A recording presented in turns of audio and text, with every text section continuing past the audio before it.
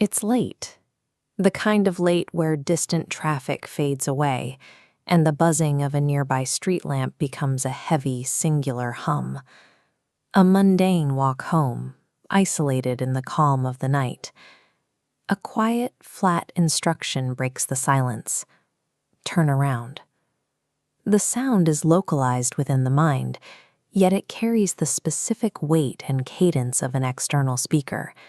It feels like a foreign presence occupying a familiar space.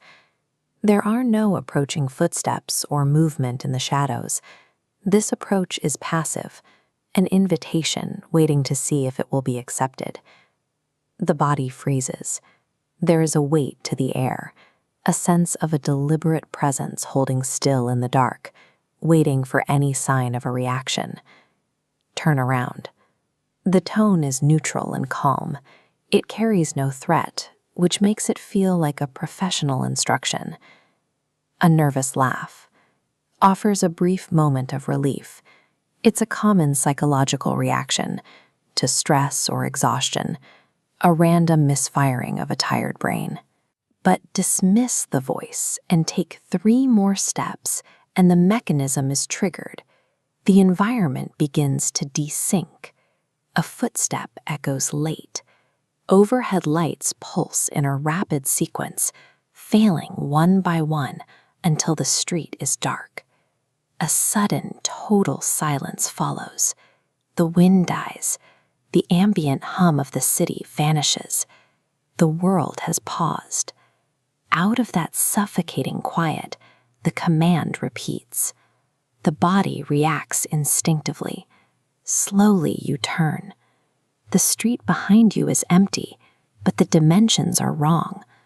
The road seems to stretch into an impossible length, and the darkness feels physically occupied. Turning around reveals that the prompt was a tool to rewrite the surrounding physics.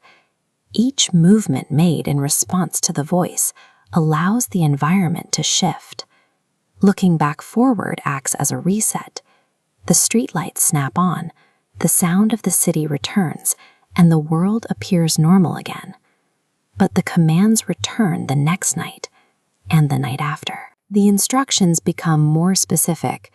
Stop walking, look at the window, don't blink. Each act of compliance serves as a point of calibration.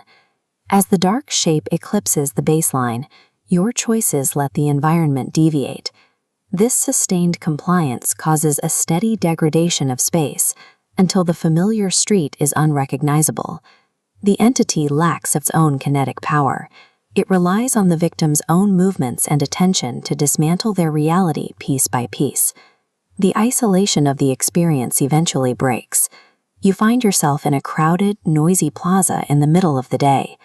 The internal command cuts through the noise. Turn around. This time you choose to remain perfectly still. Across the plaza, a stranger in the crowd stops and sharply snaps their head backward in unnatural synchronization with the command you just heard. You lock eyes. The expression of confusion and terror is identical to your own. You both realize you are hearing the same voice. The anomaly is no longer a private phenomenon. It is a shared experience, jumping between strangers through nothing more than a moment of common attention. This brings the focus away from the plaza and directly to you. Because this entity spreads through awareness, simply listening to this story has drawn its attention. The more you understand its nature, the more vulnerable you become to its gaze. Scan your room. Notice the ambient silence sitting in the corners. Pay attention to how heavy the air feels when you stay perfectly still. It is no longer asking. It is waiting for the moment you finally decide to comply. The line between this video and your reality has dissolved.